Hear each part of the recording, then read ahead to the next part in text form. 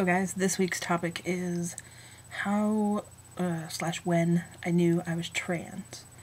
So about May 2010, I started labeling myself transgender and started my transition and started my process. And if you have caught me on my personal channel at all, I just started tea. I am 4 days on tea.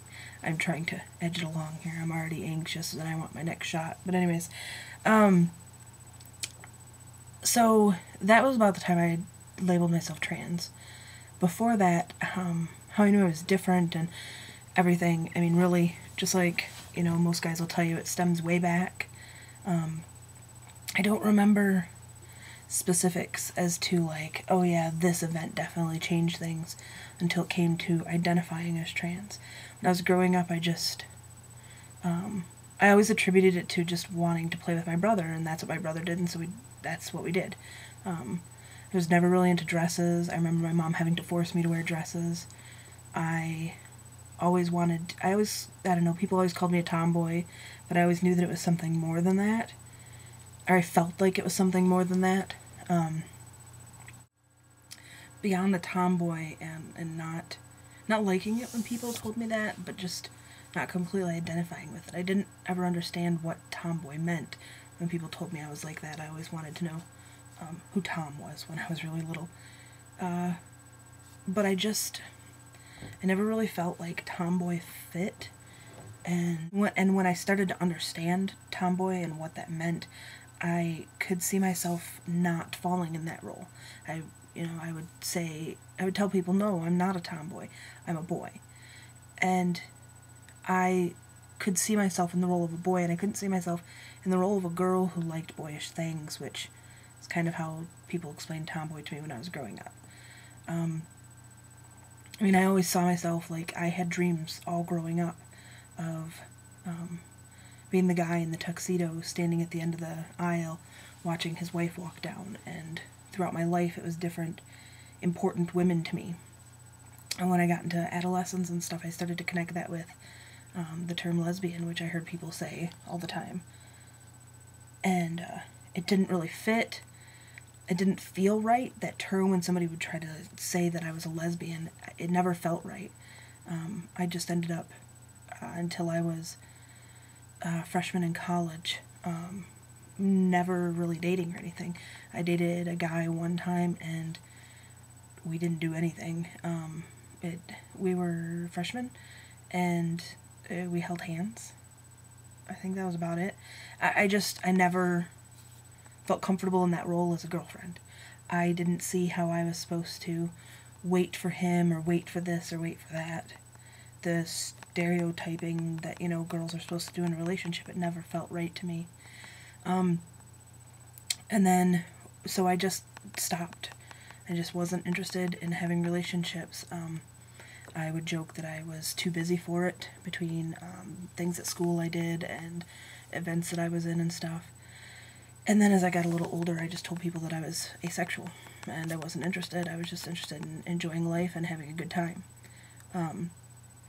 At some point, I was drunk, and we were on a marching band trip. We were staying at this hotel, and this buddy of mine, I was really drunk, and I was like, dude, I love you so much. And he was like, thanks. And I was like, no, I mean it. And I mean it, like, beyond, like, just telling you I love you because I'm drunk. I love you like we should be together. And he just laughed at me and said, well, that's not really going to happen, because besides the fact that I'm gay, you like women. And he said it like that. He never said, you're a lesbian. He told me, you like women. And it was weird to have somebody try to out me. I mean, for somebody to tell me what I did and did not like, I was really weirded out by it, but I wasn't mad at him. And, like, I still was his friend, and we still carried on. He really helped me to come to terms with liking women, and that was okay, and that there were choices in front of me.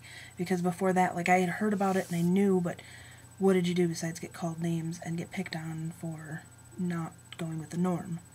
I mean, that was the society I had grown up in, and it wasn't so out front, and I mean, I'm not saying that things are easy now for a young LGBT, but they are easier than they were when I was younger. So he helped me to come to grips with liking women, and at that point I had never heard transgender. So then a couple years go by, and I was at a Pride festival in the town that I lived in with my girlfriend, who's now my wife, my partner. And we were at a Pride festival, and I ran into this guy that I had met, and I had never really known, I had never heard the term from him at all. But I had run into him, and I knew that his name was Andy, and before that I had always referred to him as she. I always said, you know, she's doing this and she's doing that when I was talking about him to, like, my girlfriend and whatever. And it was at that Pride festival that I really started to understand trans a little bit more. This was back in, this would have been 2004, I think. 2005, somewhere right in there. Because that summer he was taking a bucket around a Pride festival, and he was working to get money. He was doing odd things around Pride festival. I don't want to call them jobs. He was just doing odd things around Pride festival to try to get people to donate money for him for his top surgery. So I gave him a little bit of money, and he kind of explained to me what he was doing, and he was having the top surgery to remove his breasts and everything like that. And I thought that it was really interesting, but he didn't go into it very much, and I didn't push with this guy that was an acquaintance, kind of a friend, and I didn't fully know. We later crossed paths so many times that now it says to me, like, that those are my signs. Like, I could have been so much happier so long ago if I had taken those signs. Because after that time, I can't even tell you how many times we ran into him around town.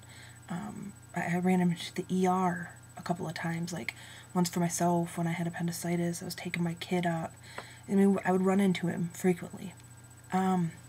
It wasn't until this past year, right around summer, that I really started looking into things, because the word had just been coming into my vocabulary so much, transgender, and I started looking into things, and I started researching it. And then I was at church council.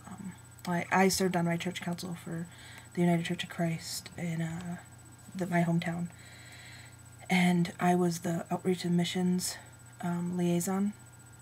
So I went to the church council meetings and to the outreach and missions meetings,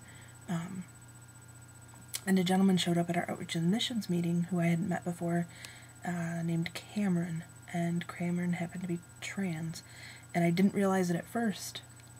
He's been living as male for, I don't even know how long, honestly. So we started talking, and we really hit it off, and then I searched for him online, and then I started to see things on his Facebook about stuff, and I was like, you know, wow, this is this is a sign. Like, this is somebody I can talk to, that I trust, that I can ask questions of. And so I started to email him and ask him questions and really talk to him about things, and he pointed me in the direction of different books. He pointed me in the direction of YouTube and told me that there was a large FTM community on here. He pointed me in the direction of some movies and stuff, and he really helped me to find a foundation to start putting things together and answering questions for myself. And it was a couple months after that that I started identifying. It was around May that I met him. It was around July that I started identifying as trans. And so since then, I mean, my journey's just continued like any other guy. I've been seeing my therapist for a few months. I started T this past Tuesday. I'm fundraising for my top surgery, and I'm just trying to live my life feeling complete and feeling like me, finally. So that's my journey, guys. Hope it was insightful. If you have any questions, message me. I'll put my personal channel down here so you can send me any messages, and I will see you next week, week 3. I don't remember what the topic is, sorry. So, peace.